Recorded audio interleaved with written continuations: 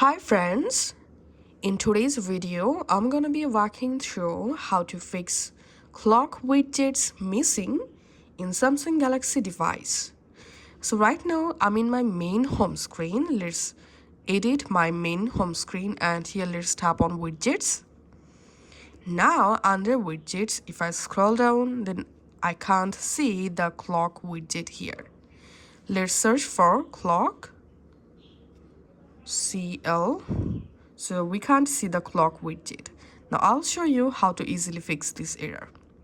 So if you accidentally removed or uninstalled the clock app from your phone, then you won't get clock widget.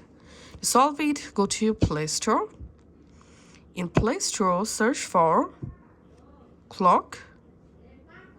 After searching for clock, here you will find Samsung Electronics Company Limited clock app. So this is the official Samsung clock app. Just go ahead and install the clock app from Play Store.